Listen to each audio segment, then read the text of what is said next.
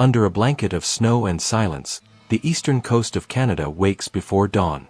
The air is dry, sharp, and bitingly cold, the kind of cold that keeps engines groaning and docks creaking beneath the weight of sea ice.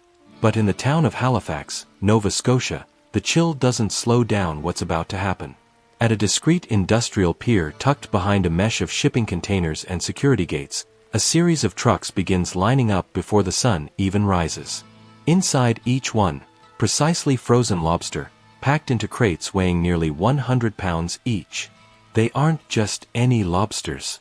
These are premium-grade, wild-caught, deep-sea lobsters, flash-frozen immediately after harvest and headed nearly halfway around the globe to one of the most luxurious seafood markets in the world, Hong Kong. It's not just a matter of putting boxes on planes. Every crate carries cargo that can exceed $5,000 in value, depending on the condition, size, and timing. And the entire shipment, all 50 tons of it, has to remain frozen solid through a tightly coordinated dance involving ground crews, customs officers, biosecurity checks, climate-controlled transport units, and long-haul aviation. From the moment the lobsters are hauled from the Atlantic, the countdown begins. Each hour in delay represents thousands in potential losses. That's why every crate is tagged, temperature-logged, vacuum-sealed, and pressure-locked before it ever leaves the facility. There's no room for error. These aren't just crustaceans. In the Asian market, these lobsters are a status symbol, often used in high-end banquets, gift-giving, and Lunar New Year celebrations, where freshness, origin, and appearance can decide the entire reputation of a restaurant or distributor. Inside the Halifax processing facility, workers in white thermal overalls move like clockwork. Dozens of them, heads down, eyes fixed, working through the night shift. They inspect each lobster, trimming antennae, brushing off frost, and checking for any sign of shell damage. Then the lobsters are placed into nitrogen-chilled vacuum chambers, where a rapid freezing process preserves cellular structure without forming large ice crystals, the key to maintaining texture and flavor after defrosting. Once frozen solid, they're slid into high-density polystyrene boxes, layered with dry ice, wrapped in thermal insulation, and sealed inside watertight containers. By now, every second counts. From the processing floor to the airstrip, the entire operation has a target window of 18 hours. Go over, and product quality starts dropping. Go under, and you risk triggering import flags in Hong Kong for improper temperature stability. As dawn breaks, the crates are loaded into refrigerated trucks, not the kind you see in grocery deliveries, but specialized deep freeze haulers operating at -20°C. These trucks drive straight from the plant to Halifax Stanfield International Airport, where a dedicated air freight hangar has already been cleared and chilled to match cargo conditions. The plane waiting on the tarmac is no passenger jet. It's a modified Boeing 747 freighter, configured with temperature-zone pallets and monitored in real time from a logistics hub in Singapore. Forklifts, moving faster than usual due to the ticking clock, start lifting the heavy pallets from the trucks directly into the aircraft's belly. Each crate is scanned, checked, double-checked, and tracked by barcode as well as RFID chips embedded in the packaging foam, giving live temperature readings down to the decimal throughout the journey. For the next 13 hours, the aircraft will slice through the Arctic jet stream, crossing Greenland, Scandinavia, and the vast stretch of Siberia before banking south into China. But during this flight, there's no rest for the logistics team. In a control room in downtown Toronto, screens light up with live updates from the cargo. A single crate showing a half-degree rise in internal temperature can trigger an alert, prompting ground crews in Anchorage or Narita to prepare emergency storage in case of an unscheduled landing. But that's not common. The system is designed to withstand shock, turbulence, and even delays, with dry ice reserves calculated for up to 20 hours and triple-insulated walls around each pallet. What's more, the aircraft itself is outfitted with a two-zone cooling system that can compensate for heat radiating from electronic equipment or external sunlight during taxi delays. As the freighter descends into Hong Kong International Airport, ground operations are already in motion. Chinese customs officials are briefed on the incoming manifest 48 hours before arrival, allowing them to pre-clear the shipment based on exporter reputation, past compliance records, and sensor data already transmitted mid-flight. The crates are offloaded within minutes, taken by secure forklift into a bonded cold storage warehouse located just meters from the aircraft ramp. Here, local importers, many of whom are high-end seafood distributors, restaurant chains, or auction brokers, begin their inspection. They're not just checking temperature logs. They look at shell color, antenna length, and even how much frost accumulated on the crate exterior. Subtle signs that reveal whether a lobster has been well handled or not. In Hong Kong's luxury market, one blemish can knock hundreds off the value of a single lobster. From this point, the crates split into different paths. Some are whisked into air-conditioned vans and taken directly to auction halls, where bids start before the sun rises. Others head into top-tier restaurants where chefs will slowly defrost them under strict protocols, using precise water temperature cycles to avoid cellular rupture. Still others are delivered straight to private clients, often tycoons, politicians, or wedding planners, who pay premium for exclusivity.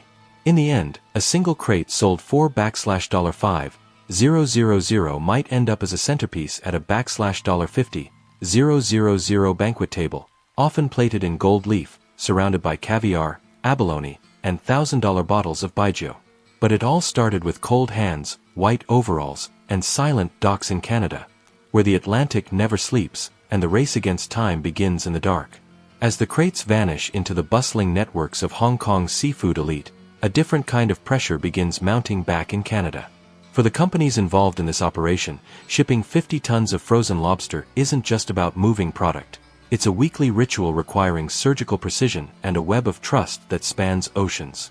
At the heart of it all are the Canadian fisheries themselves, scattered across the rugged coastline of Nova Scotia and Prince Edward Island. These aren't massive industrial fleets with towering ships. Instead, many of them are family-owned boats, run by generations of fishermen who know every tide, every current, and every underwater ridge where lobsters might crawl. But their work doesn't end at the haul. These fishermen are required to bring in lobsters of very specific size, maturity, and condition. Anything too small or in molt is immediately tossed back. That selectiveness is what fuels the international demand. Once the lobsters are caught, they don't go straight into freezing units. First, they enter holding tanks, large, aerated seawater pools kept at stable, low temperatures that mimic deep ocean conditions. The goal isn't just preservation, but stress reduction. Lobsters that arrive agitated or exhausted won't survive the freezing process with intact tissue, and that can lead to lower yields and spoilage. Only after at least 24 hours of rest do they move to the processing line. And this is where the modern infrastructure kicks in.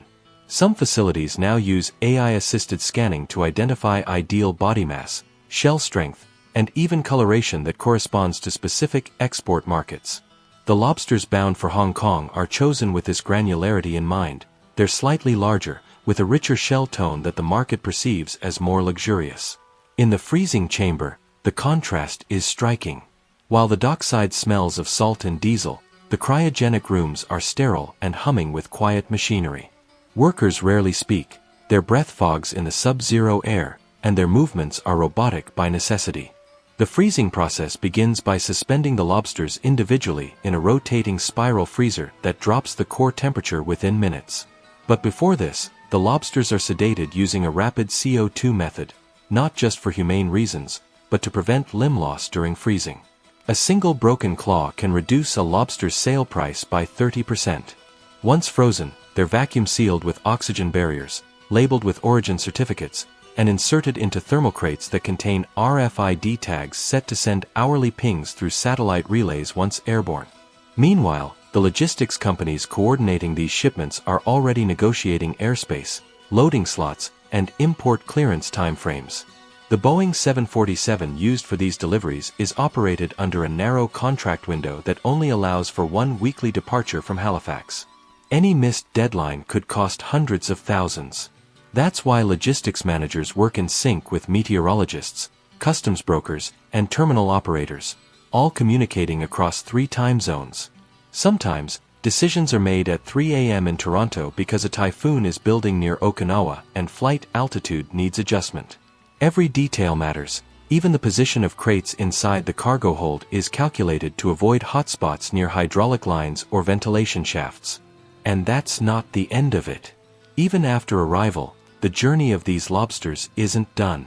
In Hong Kong, once crates pass inspection, they're quickly divided based on buyer contracts.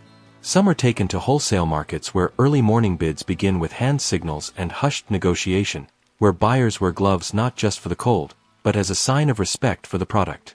Others are rerouted to Macau or mainland China through refrigerated ferry terminals that maintain precise temperatures from dock to deck.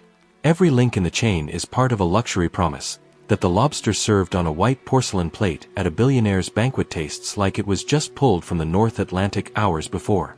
That illusion of freshness is what commands five-figure prices. What few consumers know is how thin the profit margins really are.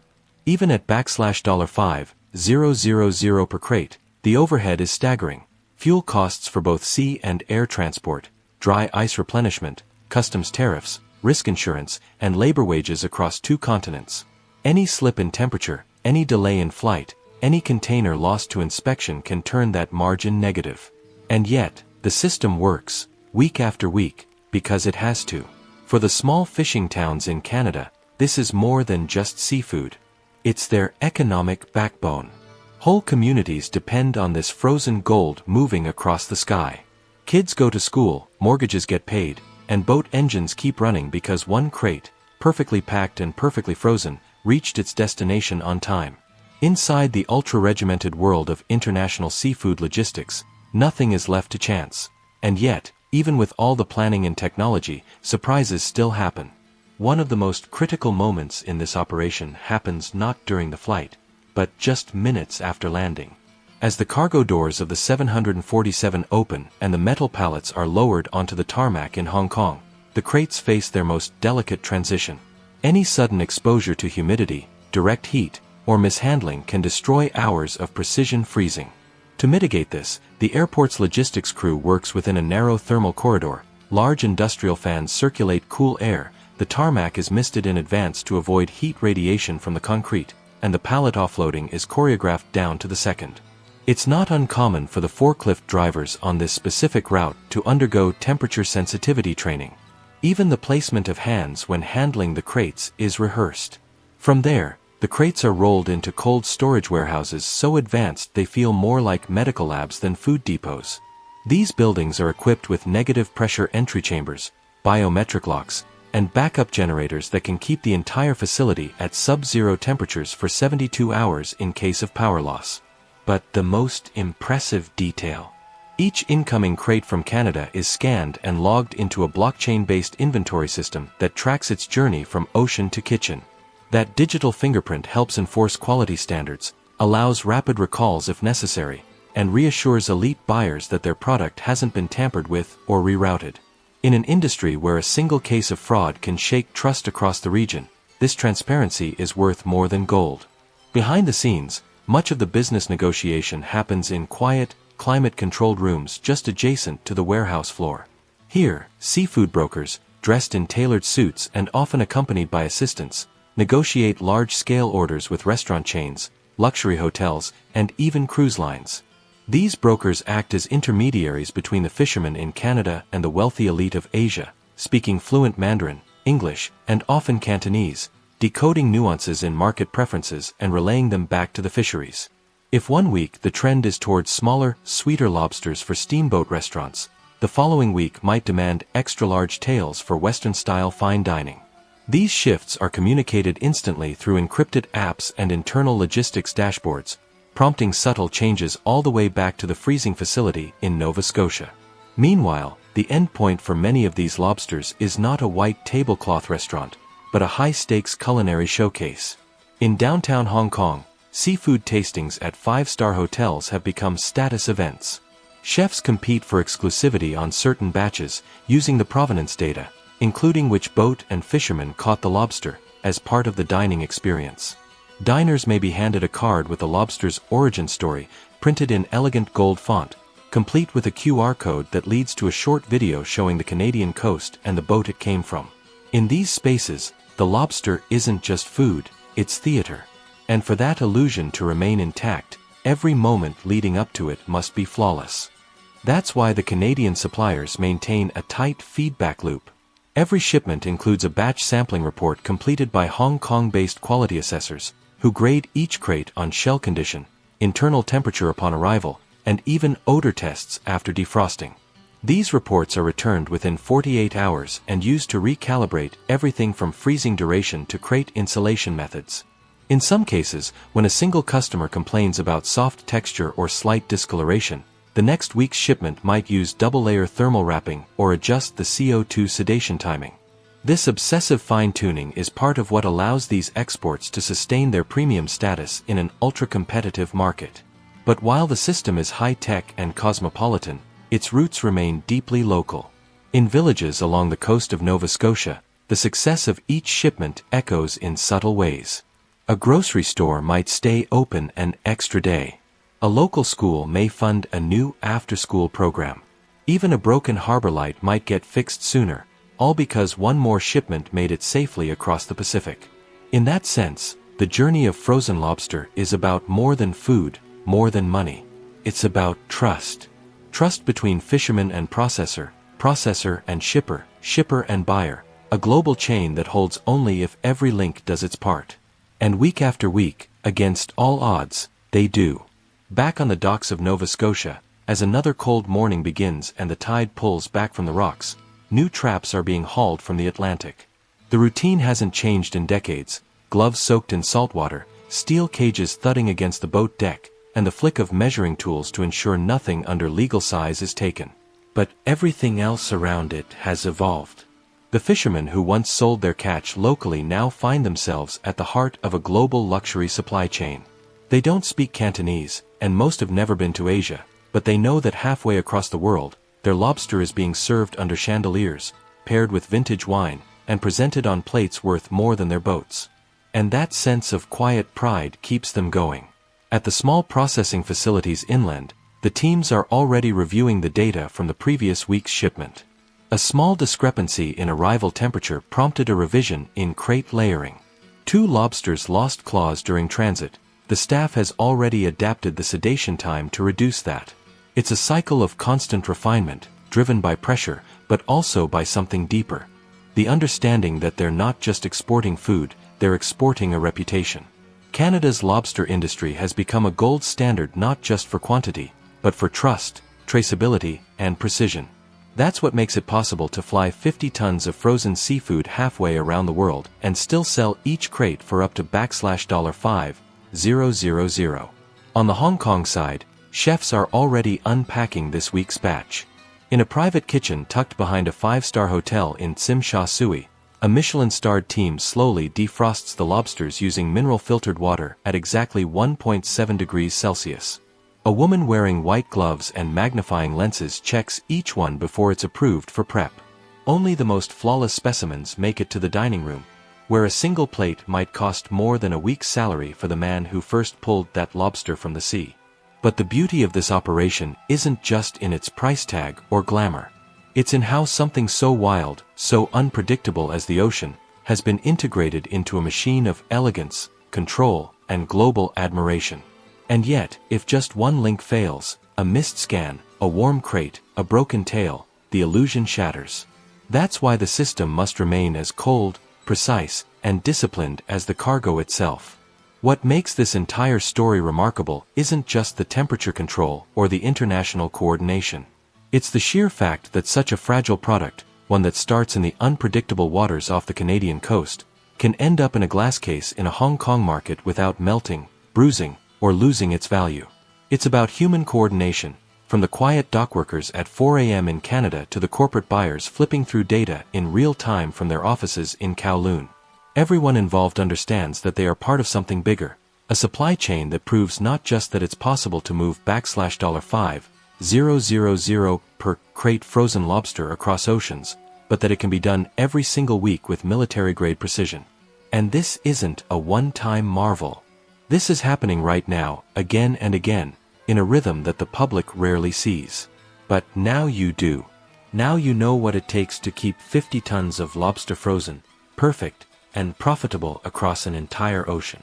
If stories like this, real, raw, and mind-blowing, open your eyes to just how complex and brilliant global logistics can be, then this channel is for you. Every week, We uncover the hidden machines, the silent heroes, and the high-stakes operations behind the things we take for granted. So if you haven't already, make sure to hit that subscribe button. It's the best way to support this work and to keep learning about the incredible systems that move the world. Your subscription helps us keep diving into stories like this. Stories that connect fishermen and freighters, chefs and cold chains, ice and industry. Thank you for watching, and we'll see you in the next journey.